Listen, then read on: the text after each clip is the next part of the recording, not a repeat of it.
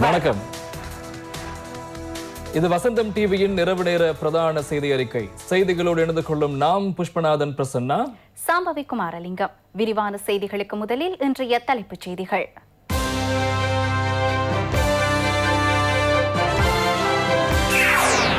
இந்தியாவில் தயாரிக்கப்பட்ட கொரோனா தடுப்பூசியை இலங்கைக்கு வழங்க திட்டம்.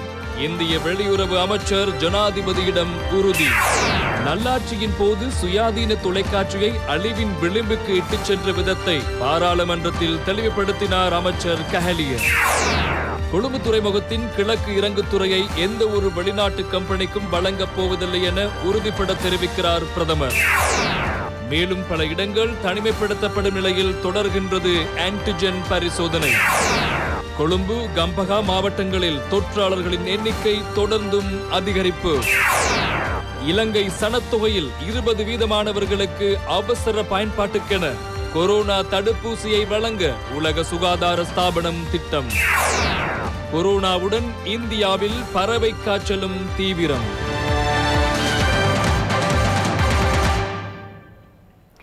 அவை இன்றைய தலைப்புச் செய்திகள். தொடர்பான விரிவான செய்திகள். 7 போலீஸ் பிரிவுகள் புதிதாக தனிமைப்படுத்தப்பட்டுள்ளதாக கோவிட்-19 பரவுவதை தடுக்கும் தேசிய நடவடிக்கை மையம் தெரிவித்துள்ளது. நேற்று மேற்கொள்ளப்பட்ட 550 ரேபிட் ஆன்டிஜென் பரிசோதனைகளுள் 14 பேர் கோவிட் தொற்றாளர்கள் என அடையாளம் காணப்பட்டுள்ளனர். பூஜாபிட்டி, திவன்வத்த, எகலியகுட, மொரகல ஆகிய கிராம உத்தியோகத்தர் பிரிவுகள் இன்று காலை 5 மணி முதல் தனிமைப்படுத்தப்பட்ட பகுதிகளாக குறிப்பிடப்பட்டுள்ளன. அக்கரைப்பற்று 5, அக்கரைப்பற்று 14 மற்றும் அக்கரைப்பற்று நகர எல்லை உள்ளிட்ட கிராம உத்தியோகத்தர் பிரிவுகள் தனிமைப்படுத்தலில் இருந்து விடுவிக்கப்பட்டுள்ளன. அட்டாளிச்சேனை போலீஸ் பிரிவின் பாலமுனை 1, ஒலுவில் 2, அட்டாளிச்சேனை 8 ஆகிய கிராம உத்தியோகத்தர் பிரிவுகள், ஆலியடிவேம்பின் போலீஸ் பிரிவின் அக்கரைப்பற்று 8, 1, அக்கரைப்பற்று 8, 3, அக்கரைப்பற்று 9 ஆகிய கிராம உத்தியோகத்தர் பிரிவுகள் இன்று அதிகாலை 5 மணி முதல் தனிமைப்படுத்தலில் இருந்து நீக்கப்பட்டுள்ளன. இதே நேரம் எழுமாறாக மேற்கொள்ளப்பட்ட ரேபிட் ஆன்டிஜென் பரிசோதனைகள் தொடர்ந்து மேற்கொள்ளப்படுவதாக போலீஸ் ஊடக பேச்சாளரும் பிரதி போலீஸ் மா அதிபருமான அஜித் ரோஹன தெரிவித்தார். இந்த சந்தர்ப்பத்தில் இலங்கையில் 7 போலீஸ் பிரிவுகள் தனிமைப்படுத்தப்பட்டுள்ளன. மாளிகாவத்தை, ஆட்டுப்பட்டி தெரு, திமடகுட, கொட்டாஞ்சேனை, கிரேன் பாஸ் ஆகிய கொழும்பு நகரில் உள்ள பிரதேசங்களும் இதற்கு மேலதிகமாக ருவன்வெல்ல மற்றும் காத்தான்குடி ஆகிய போலீஸ் பிரிவுகள் தனிமைப்படுத்தப்பட்டுள்ளன. மேல் மாகாணத்தில் கொழும்பு, நீர்கொழும்பு, கம்பகா, களுத்துறை, பாணந்துறை, நுகைகுடா ஆகிய பல பகுதிகளில் ரேபிட் ஆன்டிஜென் பரிசோதனைகள் மற்றும் PCR பரிசோதனைகள் மேற்கொள்ளப்படுகின்றன. இவ்வாறு மொத்தமாக 1060 பேருக்கு பரிசோதனைகள் மேற்கொள்ளப்பட்டுள்ளது. இவர்களில் 550 பேருக்கு ரேபிட் ஆன்டிஜென் பரிசோதனை மேற்கொள்ளப்பட்டது. தனிமைப்படுத்தப்பட்ட பகுதிகள் தவிர ஏனைய பகுதிகளில் உள்ள பௌத்த அறநெறி பாடசாலைகள் எதிர்வரும் 17ஆம் திகதி முதல் மீண்டும் திறக்கப்படுவதாக பௌத்த விவகார ஆணையாளர் நாயகம் சுனந்த காரியபெரும தெரிவித்துள்ளார். கொழும்பு துறைமுகத்தின் கிழக்கு இறங்குத்துறையை முழுமையாகவோ அல்லது ஒரு பகுதியாகவோ ஒருபோதும் வெளிநாட்டு கம்பெனிகளிடம் ஒப்படைக்கப் போவதில்லை என பிரதமர் மஹிந்த ராஜபக்ஷ இன்று பாராளுமன்றத்தில் தெரிவித்தார். பாராளுமன்ற உறுப்பினர்கள் பிரதமரிடம் வினவிய கேள்விக்கு பதிலளிக்கும் போதே பிரதமர் இதனை தெரிவித்தார். கிழக்கு இறங்குதுறை வெளிநாட்டு கம்பெனி ஒன்றிடம் ஒப்படைப்பதற்கு அரசாங்கம் தயாராகி வருவதாக ஊடகங்கள் செய்தி வெளியிட்டிருந்தன. கிழக்கு இறங்குதுறையின் முகாமைத்துவத்தை அல்லது முழு இறங்குதுறையையும் அல்லது அதன் பகுதியோ வெளிநாட்டு கம்பெனியிடம் ஒப்படைப்பதற்கு முடிவு செய்யப்பட்டுள்ளதா? 2005 முதல் 2015 வரை நான் ஜனாதிபதியாக இருந்த போது 72 லட்சம் கொள்கலன்களை பரிமாறுவதற்கு 3 கொள்கலன் துறைகளை அமைப்பதற்கு கொழும்பு தெற்கு துறைமுக அபிவிருத்தி முன்னெடுக்கப்பட்டது. நல்லாட்சி அரசாங்கத்தின் கொழும்பு துறைமுகத்தின் கிழக்கு இறங்குதுறையை ஒப்படைப்பதற்கான ஒப்பந்தங்கள் குறித்து ஆராயப்பட்டன. கிழக்கு இறங்குதுறையின் முழு உரிமையுமோ அதன் பகுதியோ வெளிநாட்டு கம்பெனி ஒன்றுக்கு ஒப்படைக்க தீர்மானிக்கவில்லை. பழைய ஒப்பந்தம் அல்ல, பழையதற்கு பதிலாக புதிய ஒப்பந்தம். பழைய ஒப்பந்தத்தை முன்னெடுத்துச் செல்வது பற்றியா நீங்கள் கூறுகின்றீர்கள்?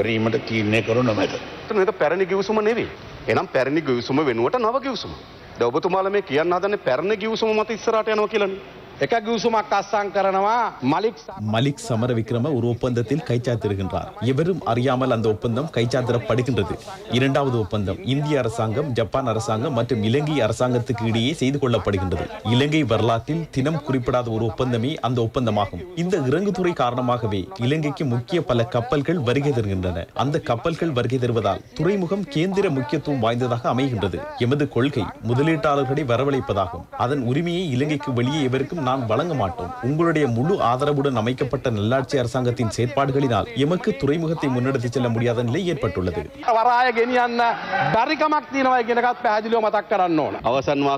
இறுதி வசனம் இந்தளவு ஏன் தாமதமாகியது என நான் கேட்கின்றேன்.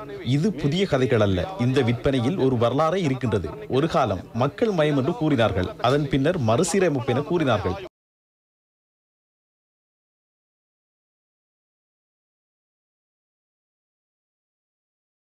புதிய பெயர் முதலீடாகும். 600 பில்லியன்களுடன் ஒரு இந்தியன் வருகின்றார்.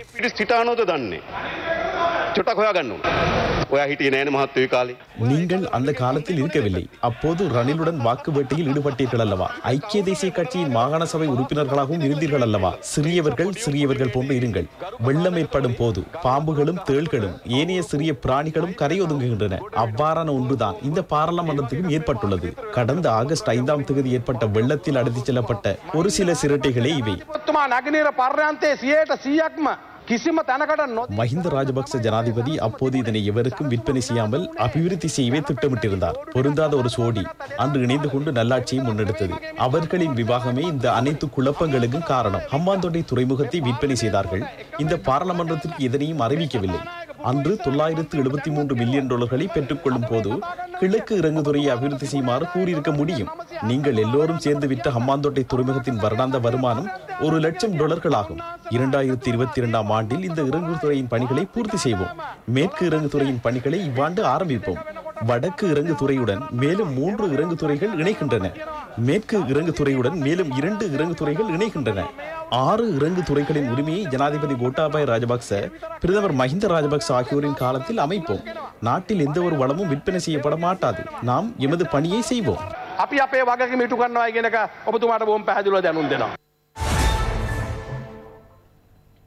வருடம் ஒன்றில் 5000 தொன் அளவிலான முகக்கவசங்கள் கடலில் வீசப்படுவதாக சமுத்திர சுற்றாடல் பாதுகாப்பு அதிகார சபை தெரிவிக்கின்றது. கொரோனா வைரஸ் பரவலை அடுத்து முகக்கவசம் அத்தியாவசிய பொருளாக மாறியுள்ளது. பயன்படுத்தப்படும் ஆயிரக்கணக்கான முகக்கவசங்கள் நாள்தோறும் ஒதுக்கப்படுகின்றன.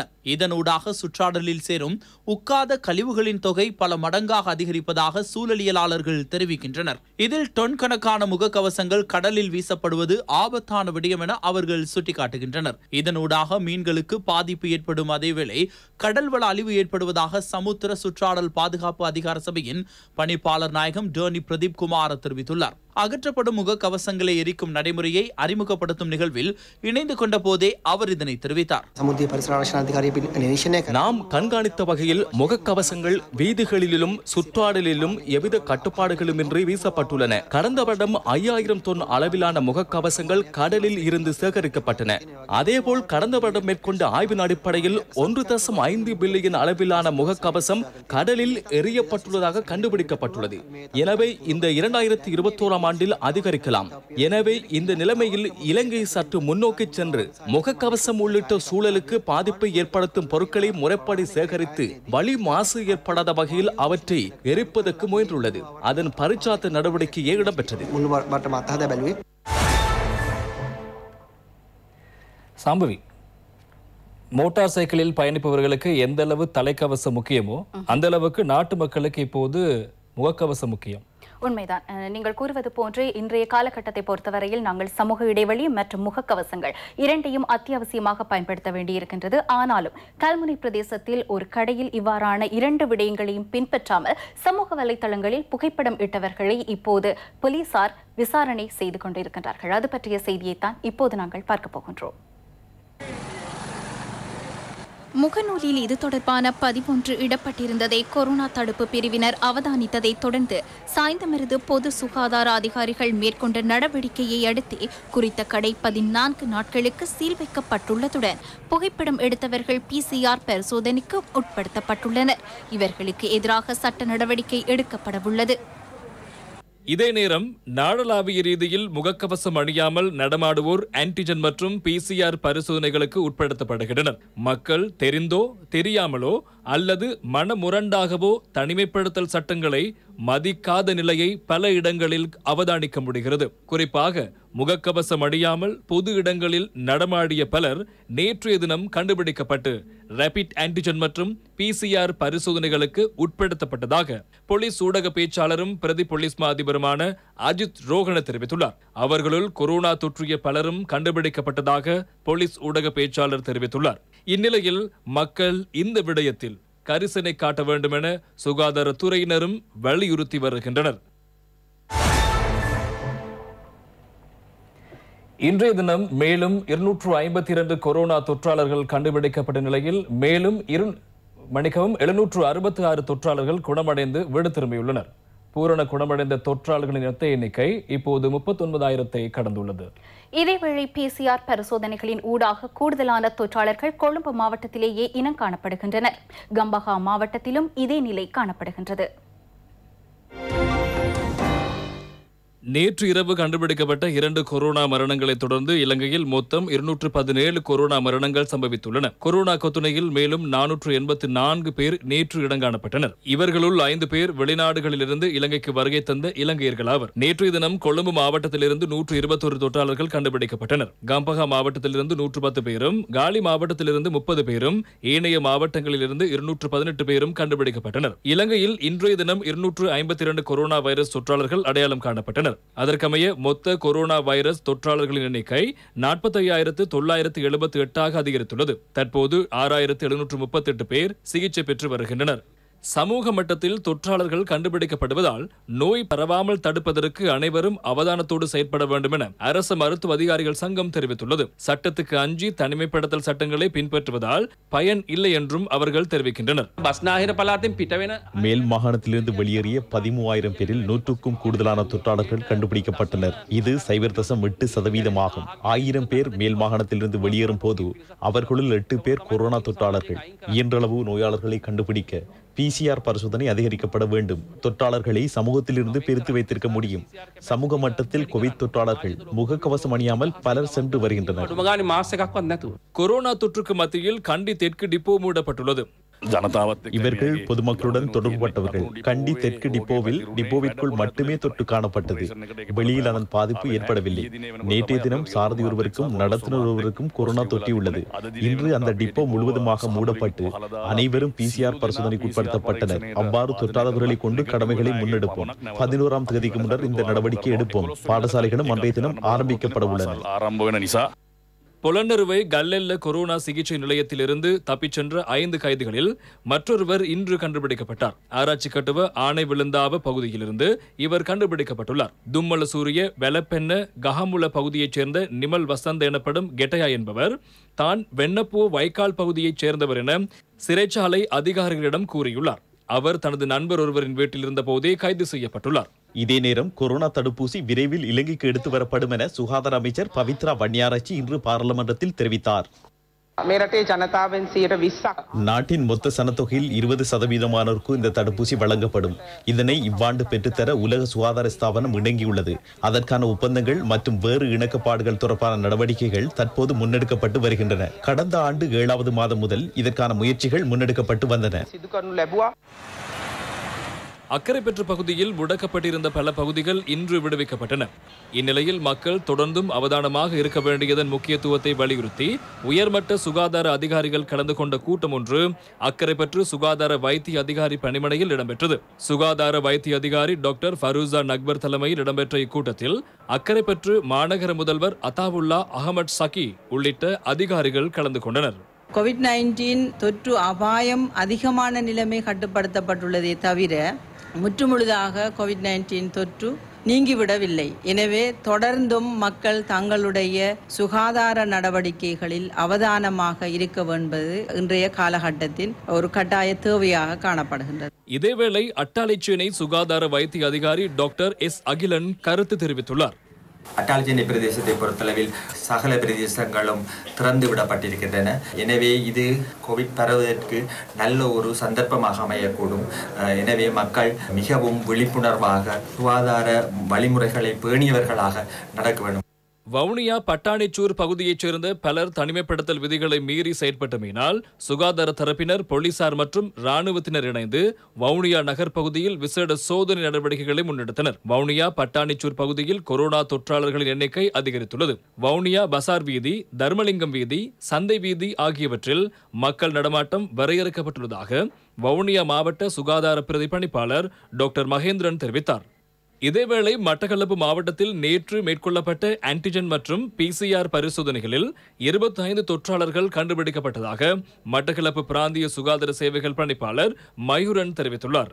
இதே நேரம் கிழக்கு மாகாணத்தில் இதுவரை 1385 கொரோனா தொற்றாளர்கள் அடையாளம் காணப்பட்டுள்ளதாக கிழக்கு மாகாண சுகாதார சேவைகள் பணிப்பாளர் டாக்டர் லதாகரன் தெரிவித்துள்ளார். சில பகுதிகளுக்கு சிவப்பு எச்சரிக்கை விடுக்கப்பட்டுள்ளதாகவும் அவர் தெரிவித்துள்ளார். எங்களது கிழக்கு மாகாணத்தில் எங்களால் மேற்கொள்ளப்பட்ட PCR மற்றும் ஆன்டிஜன் பரிசோதனைகளின் பிரகாரம் இதுவரை 1385 நபர்கள் தொற்றுள்ளவர்களாக அடையாளம் காணப்பட்டுள்ளார்கள். அவற்றில் கடந்த 12 மணித்தியாலங்களுக்குள் 3 மேலதிகமான தொற்றாளர்கள் அடையாளம் காணப்பட்டுள்ளார்கள். இதுவரை கிழக்கு மாகாணத்தில் மொத்தமாக 7 மரணங்கள் பதிவாகியுள்ளன. அவற்றில் 5 மரணங்கள் கல்முனை பிராந்தியத்திலும் 2 மரணங்கள் மட்டக்களப்பு மாவட்டத்திலும் பதிவாகியுள்ளது. காத்தாங்குடி, திருவோணமலை, கல்முனை தெற்கு, மட்டக்களப்பு, ஓட்டமாவடி, சாய்ந்தமருது, அட்டாளச்சேனை ஆகிய சுகாதார வைத்திய அதிகாரி பிரிவுகள் தொடர்ச்சியாக இந்த ஹைரிஸ்க் பிரதேசங்களாக அடையாளம் காணப்பட்டிருக்கின்றன. சாம்பவி, இந்தியாவை பொறுத்தவரைக்கும் இலங்கைக்கு பல முக்கியமான தருணங்களில் மிக முக்கிய உதவிகளை வழங்கிய ஒரு அயல் நாடு. உண்மை. அந்த அடிப்படையிலான ஒரு செய்தியை தான் இப்போது நாங்கள் பார்க்க இருக்கின்றோம். இந்தியாவினுடைய வெளியுறவு அமைச்சர் திரு ஜெய்சங்கர் அவர்கள் இலங்கைக்கு வருகை தந்தது நாம் அனைவரும் நன்கு அறிந்த விடயம். அந்த அடிப்படையில் இன்றைய தினம் எமது ஜனாதிபதி கோட்டாபய ராஜபக்ஷ அவருடனான கலந்துரையாடலில் பல விடயங்கள் இணக்கப்பாட்டிற்கு வரப்பட்டிருக்கின்றன. அதில் முக்கியமான ஒரு விடயம், இந்த கொரோனா கால பகுதியில் பல நாடுகளாலும் தயாரிக்கப்பட்டிருக்கக்கூடிய கொரோனா தடுப்பு மருந்தானது வழங்கப்பட்டுக் கொண்டிருக்கின்ற நிலையில் இலங்கையானது காத்திருப்பு பட்டியலில் தான் இருக்கின்றது. ஆனாலும் இந்தியா கண்டுபிடித்திருக்கக்கூடிய இந்த கொரோனா தடுப்பு மருந்தை இலங்கைக்கு முதலாவதாக வழங்குவதற்கு அவர்கள் உறுதியளித்திருப்பது நமக்கு கிடைத்திருக்கக்கூடிய ஒரு நல்ல செய்தியாக அமைகின்றது. ஏனைய நாடுகளுக்கு வழங்குவதற்கு முன்னர் இலங்கைக்கு வழங்குவதுதான் இதில் முக்கியமான விடயமாக இருக்கிறது. இலங்கைக்கு வருகை தந்துள்ள இந்திய வெளியுறவு அமைச்சர் எஸ் ஜெயசங்கர் ஜனாதிபதி கோட்டாபய ராஜபக்ஷவை ஜனாதிபதி செயலகத்தில் சந்தித்துள்ளார். இலங்கையும் இந்தியாவும் முன்னெடுத்து வரும் திட்டங்களுக்கு மேலதிகமாக மேலும் பல துறைகளில் கவனம் செலுத்தப்பட்டுள்ளது. கொழும்பு துறைமுகத்தின் கிழக்கு இறங்குதுறை, இயற்கை வாயு சக்தி உற்பத்தி நிலையம், வீடமைப்பு மற்றும் நெடுஞ்சாலைகள், விவசாய அபிவிருத்தி மற்றும் ஆராய்ச்சி, தொலைத்தொடர்பு தொழில்நுட்பம் மற்றும் மாற்று சக்தி அபிவிருத்திகள் என்பன இதில் அடங்குகின்றன. முறையான கல்வியை முன்னெடுத்துள்ள இலங்கை இளைஞர்களுக்கு முறையான தொழிற்பயிற்சியை வழங்குவதற்கும் இந்தியாவின் உதவியை எதிர்பார்ப்பதாக ஜனாதிபதி தெரிவித்துள்ளார். அதற்கு இணக்கம் தெரிவித்த ஜெயசங்கர் மாற்று எரிசக்தியாக சூரிய சக்தியை பயன்படுத்தவும் தொடர்ந்தும் நிதி மற்றும் தொழில்நுட்ப உதவிகளை வழங்கவும் எதிர்பார்ப்பதாக தெரிவித்தார்.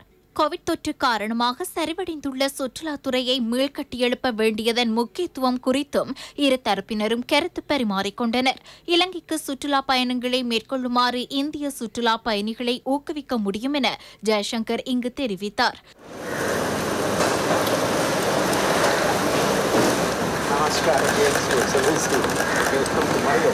இந்திய வெளியுறவு அமைச்சர் இலங்கை வெளியுறவு அமைச்சர் தினேஷ் குணவர்தனவை வெளியுறவு அமைச்சில் சந்தித்தார். வெளியுறவு அமைச்சரின் வருகையை நினைவு கூறும் வகையில் அதிதிகளின் புத்தகத்தில் அவர் கையொப்பமிட்டார். பின்னர் இரு நாடுகளின் வெளியுறவு அமைச்சர்கள் கூட்டாக ஊடகவியலாளர் சந்திப்பொன்றை நடத்தினர். We discussed defense and security related matters as well as the issues related to கடல் பாதுகாப்பு மற்றும் கடற்றொழில் தொடர்பான விடயங்கள் குறித்தும் நாம் பேச்சுவார்த்தை நடத்தினோம். தற்போது இப்பிராந்தியத்தில் பேசப்படும் விடயங்களை விரிவுபடுத்துவது குறித்தும் நடவடிக்கை எடுத்தோம். இப்பிராந்தியத்தில் நிகழும் சட்டவிரோத செயற்பாடுகளை தடுப்பது தொடர்பாகவும் நாம் கலந்துரையாடினோம். இந்த உறவை மேலும் முன்னெடுத்துச் செல்வதே எமது நோக்கமாகும்.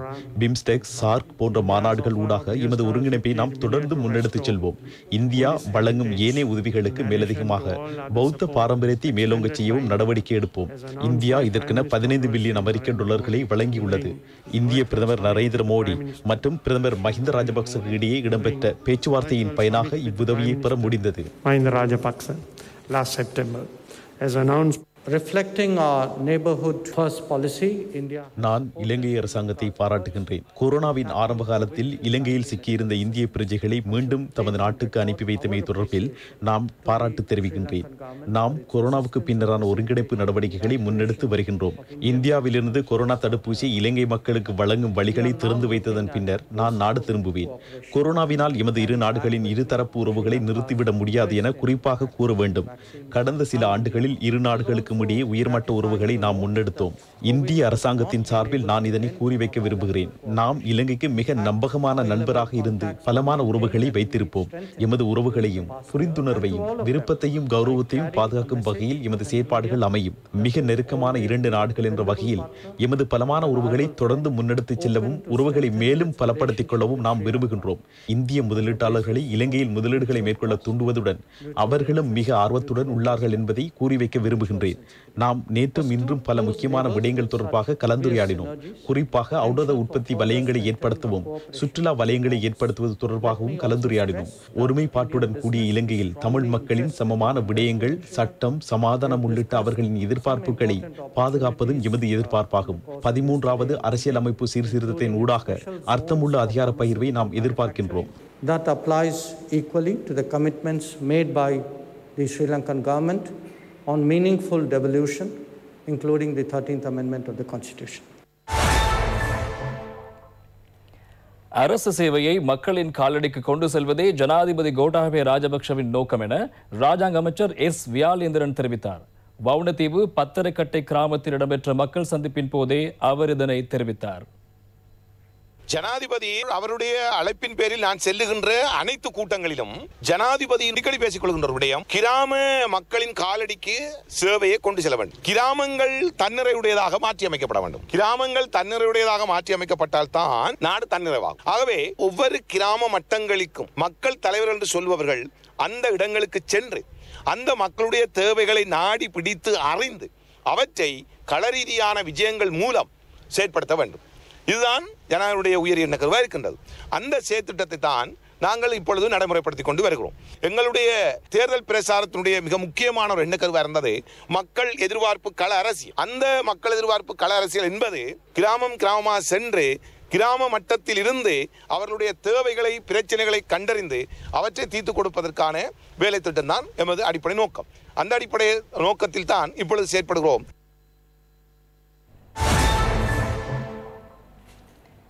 எமது நாட்டு சனத்தொகையில் 20% மாணவர்களுக்கு கொரோனா தடுப்பூசியை இவ்வாண்டு முதல் காலாண்டில் வழங்க தயார் என உலக சுகாதார ஸ்தாபனம் தெரிவிக்கிறது. உலக சுகாதார ஸ்தாபனத்தின் இலங்கைக்கான பிரதிநிதி டாக்டர் சரிகா ஃபென்சே எமது பிரதிநிதி சமந்திகா டி சில்வாவுடனான நேர்காணலின் போது இதனை தெரிவித்துள்ளார். Well, Doctor, I think this is something we need to talk about, that Sri Lankan government has already signed up for COVAX facility.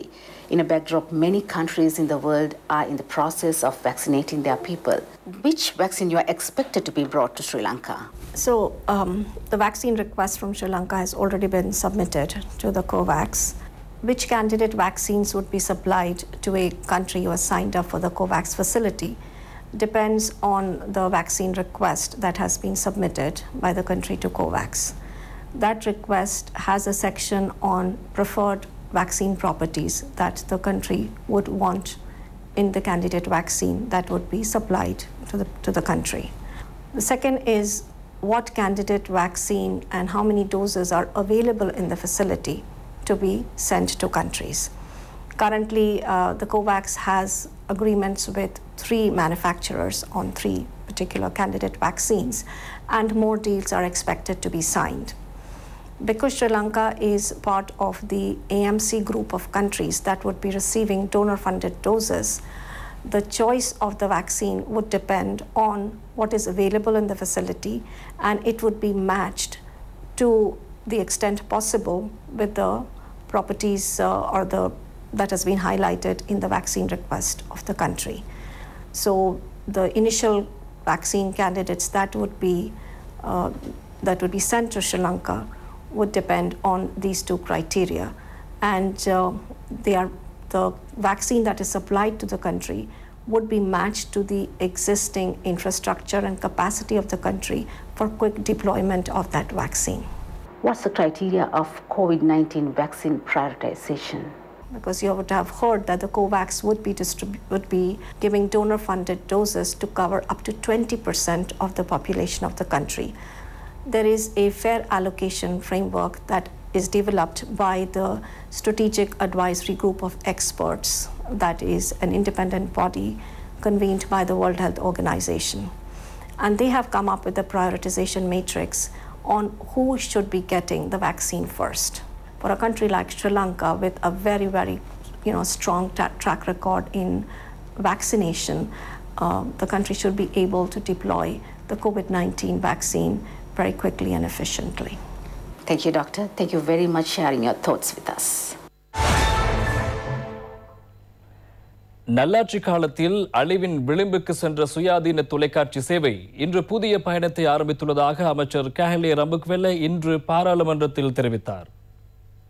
2015 வருஷத்தில் මේ දක්වා ස්වාධීන රූපය මාධ්‍ය ජාලය තුළ නිදහස් මාධ්‍ය කලාව 2015 ஆண்டு முதல் இதுவரை சுயாதீன தொலைக்காட்சி ஊடக வலையமைப்பில் சுதந்திர ஊடக கலாச்சாரம் ஒன்றை ஏற்படுத்துவதற்காக சுயாதீன தொலைக்காட்சி ஊடக வலையமைப்பில் விவரணம் மற்றும் கலந்துரையாடல் நிகழ்ச்சிகள் தற்போது புதிதாக ஏற்படுத்தப்பட்டுள்ளன. சகலரும் இதில் பங்கேற்கின்றனர். குற்றச்சாட்டுகளுக்கு உட்பட்டவர்கள் தற்போது காணப்படுகின்ற சட்டத்தின் கீழ் நடவடிக்கை எடுக்கவும் செயற்படுகிறோம். சுயாதீன தொலைக்காட்சி ஊடக வலையமைப்பானது 2015 ஆண்டு இறுதி பகுதியில் 800 மில்லியன் லாபத்தை ஈட்டிய நிறுவனமாகும்.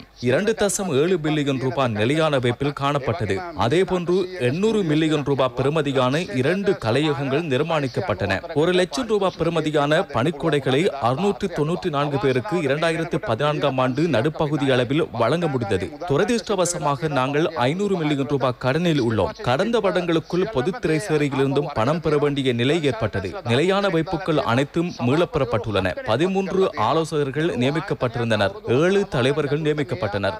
முழு நிறுவனமும் 4.5 வருடங்களுக்குள் இவ்வாறு அழிவை நோக்கி சென்றமை குறித்து நூலொன்றை எழுத முடியும். කන්සල්ටන්ස්ලා 13 දෙනෙක් දාලා තියෙනවා. සභාපතිවරු 7 දෙනෙක් පත් කරලා තියෙනවා. මුළු ආයතනයක් අවුරුදු 4.5ක් ඇතුළත මේ ආකාරයෙන් විනාශ කළ හැක්කේ කොහෙසේද කියලා පොතක් ලියන්නට පුළුවන්. ETI நிதி மோசடி தொடர்பாக கைது செய்யப்பட்டுள்ள அதன் பணிப்பாளர்கள் நீதிமன்றத்தில் ஆஜர்படுத்தப்பட்டதை தொடர்ந்து இன்று பிணையில் விடுதலை செய்யப்பட்டனர். இதேவேளை சட்டமா அதிபரின் ஆலோசனைக்கு ஏற்ப போலீசார் விரிவான விசாரணைகளை மேற்கொண்டுள்ளனர். இதனிடையே ETI நிதி மோசடியினால் பாதிக்கப்பட்ட தமக்கு விரைவில் நியாயத்தை பெற்றுத் தருமாறு அதன் வாடிக்கையாளர்கள் கோரிக்கை விடுக்கின்றனர். எதிரிசிங்க ட்ரஸ்ட் இன்வெஸ்ட்மெண்ட் எனப்படும் ETI மற்றும் ஸ்வர்ணமஹால் ஜுவல்லரி லிமிடெட் நிறுவனங்களில் இடம்பெற்ற நிதி மோசடி தொடர்பில் கண்டறிவதற்கென விசேட ஆணைக்குழு ஒன்றும் நியமிக்கப்பட்டிருந்தது. இந்நிறுவனத்தில் வைப்பாளர்கள் பாரிய அளவிலான நிதியினை வைப்பிலிட்டிருந்தனர். ETI நிறுவனத்தில் 6.48 பில்லியன் ரூபாவும் ஸ்வர்ணமஹால் நிறுவனத்தில் 7.2 பில்லியன் ரூபாவும் இவ்வாறு வைப்பிலிடப்பட்டிருந்தன. இந்த நிதியினை 2009 மற்றும் 2012 ஆண்டு காலப்பகுதிகளில் அதன் பணிப்பாளர் சபை உறுப்பினர்கள் முறைகேடாக பயன்படுத்தியதாக குற்றச்சாட்டு சுமத்தப்பட்டது. இதனோடு தொடர்புடைய பரிந்துரைகளை குறித்த விசேட ஆணைக்குழு சட்டமா அதிபருக்கு அனுப்பி வைத்திருந்தது. இதற்கமைவாகவே குறித்த சந்தேக நபர்களுக்கு எதிராக தீவிர விசாரணைகளை முன்னெடுக்குமாறு சட்டமா அதிபர் போலீஸ் மா அதிபருக்கு அறிவுறுத்தினார். அதன் பின்னர் ஜீவக எதிரிசிங்க, அஞ்சலி எதிரிசிங்க, அசங்க எதிரிசிங்க ஆகிய சந்தேக நபர்கள் போலீசாரால் கைது செய்யப்பட்டனர். நாளக எதிரிசிங்க இன்று முற்பகல் போலீசில் சரணடைந்தார். நிதி மற்றும் வர்த்தக சட்டத்தில் உள்ள சரத்துகளுக்கு அமையவும் தண்டனை கோவை சட்டத்திற்கு அமையவும் நிதி கையாடல் மேற்கொண்டமை, நம்பிக்கையை சீர்குலைத்தமை, மோசடி செய்தமை ஆகிய குற்றச்சாட்டுகளின் கீழ் அவர்களுக்கு எதிராக குற்றச்சாட்டு முன்வைக்கப்பட உள்ளது. குற்றப்புலனாய்வு திணைக்களம் இது தொடர்பான மேலதிக விசாரணைகளை முன்னெடுத்து வருகிறது. சட்டமா அதிபரும் இவர்களுக்கு எதிராக குற்றப்பத்திரிகை தாக்கல் செய்ய உள்ளமை குறிப்பிடத்தக்கது. இதேவேளை ETI பணிப்பாளர் சபைக்கு எதிராக சட்டம் செயற்படுத்தப்படுகின்றமை தொடர்பில் ETI முதலீட்டாளர்களை பாதுகாக்கும் சுயாதீன சங்கத்தின் தலைவர் அனுஷா ஜெயந்தி இவ்வாறு கருத்து வெளியிட்டார். ETI நிறுவனத்தில் நிதி வைப்பிலிடப்பட்டமைக்கான காரணம் வாழ்க்கை வாழ்வதற்கான பணத்தை சேகரிப்பதற்காகவாகும். நாம் மிகவும் பாதுகாப்பாகவே வைத்திருந்தோம். அவ்வாறு வைத்திருந்தமையே இவ்வாறு களவாடப்பட்டுள்ளன. இவர்களுக்கு எதிராக தகுந்த சட்ட நடவடிக்கை எடுக்கப்படும் என நாம் நம்புகின்றோம். அதேபோல் இங்கு முதலிட்டவர்களுக்கு நியாயம் கிடைக்க வேண்டும். அவ்வாறு இடம்பெறாவிட்டால் எதிர்காலத்தில் இவ்வாறான நிதி நிறுவனங்கள் மோசடியாக முதலீட்டாளர்களின் பணத்தை எடுத்து மோசடி செய்வதற்கும் வாய்ப்புள்ளது.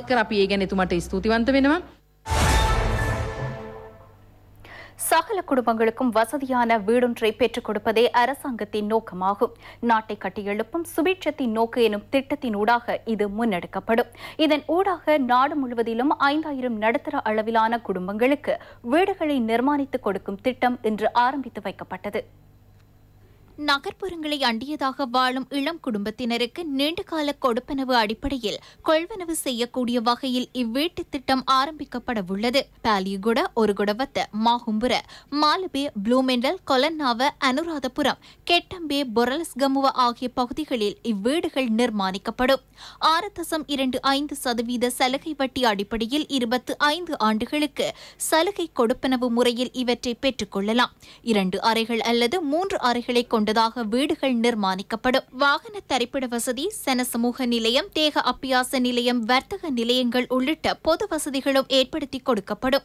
384 வீடுகளை கொண்டதாக பாலிகுட பகுதியில் புதிய வீடமைப்பு திட்டம் ராஜாங்க அமைச்சர் கலாநிதி நாலக்க கொடஹேவா தலைமையில் ஆரம்பித்து வைக்கப்பட்டது. இதே நேரம் கொட்டாவ, மாகும்புர பகுதியில் நிர்மாணிக்கப்படவுள்ள வீடமைப்பு திட்டத்தின் நிர்மாண பணிகள் நகர அபிவிருத்தி வீடமைப்பு அமைச்சின் செயலாளர் ஸ்ரீ நிமால் பெரேரா தலைமையில் ஆரம்பித்து வைக்கப்பட்டது. இங்கு 314 வீடுகள் நிர்மாணிக்கப்படவுள்ளன.